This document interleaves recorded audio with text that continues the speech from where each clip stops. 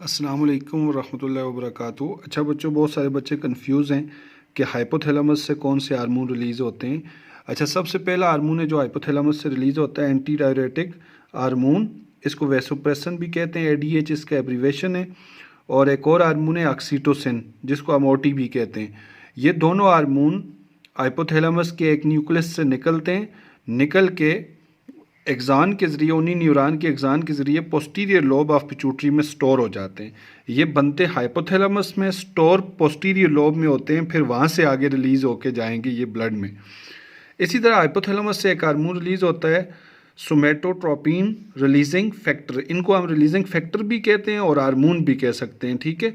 तो ये आपको पता है कि ब्लड के ज़रिए आता है एंटीरियर लोब ऑफ पिट्यूटरी में और वहाँ पे सेल्स पे इफेक्ट करता है और उधर से रिलीज़ कराता है सोमेटोट्रोपिन हार्मोन एसटीएच। और वो आगे आपको पता है बॉडी पे इफेक्ट करता है, बोन्स वगैरह पे, तो बॉडी में ग्रोथ काज कराता है।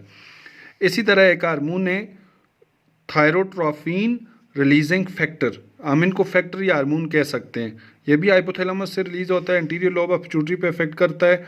वहाँ से क्या करता है, थायराइड स्टिमुलेटिंग हार्मोन को रिलीज कराता है और थायराइड स्टिमुलेटिंग हार्मोन जाके थायराइड ग्लैंड पे इफेक्ट करेगा और फिर वहाँ से आगे थायरॉक्सिन वगैरह रिलीज होगी।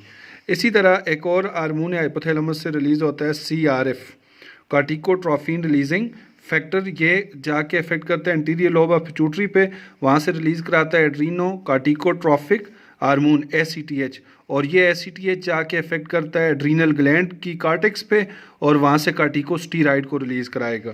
इसी तरह एक हार्मोन है गोनेडोट्रोपिन रिलीजिंग हार्मोन।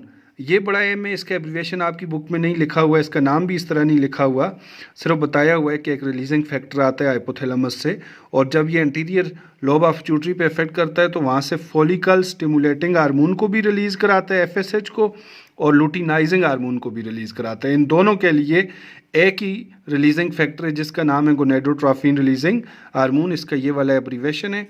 और जब ये दोनों हार्मोन रिलीज़ होते हैं तो ये दोनों हार्मोन गोनेडोट्रोफिक हार्मोन इसलिए कहलाते हैं, फॉलिकल स्टिमुलेटिंग हार्मोन और लुटिनाइजिंग हार्मोन, क्योंकि ये जाके गोनेड्स पे इफेक्ट करते हैं, टेस्टीज में मेल में और फीमेल में ओवरीज पे जाके इफेक्ट करते हैं, इसलिए इनको गोनेडोट्रोफिक हार्मोन भी कहते हैं।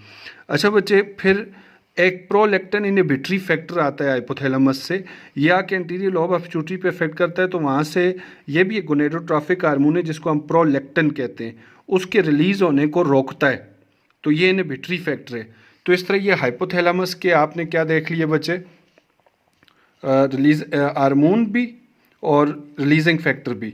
तो हम इन सारों को हार्मोन कह सकते हैं क्योंकि सब के सब जो है वो हार्मोन की कैटेगरी में आते हैं। अगर आप इनको देख सकें यहाँ से जितने भी हैं, कौन कौन से, ADH anti diuretic hormone, OT oxytocin, somatotropin releasing factor, thyrotropin releasing factor, कार्टिकोट्रोपिन releasing factor, gonadotropin releasing factor, prolactin inhibitory factor.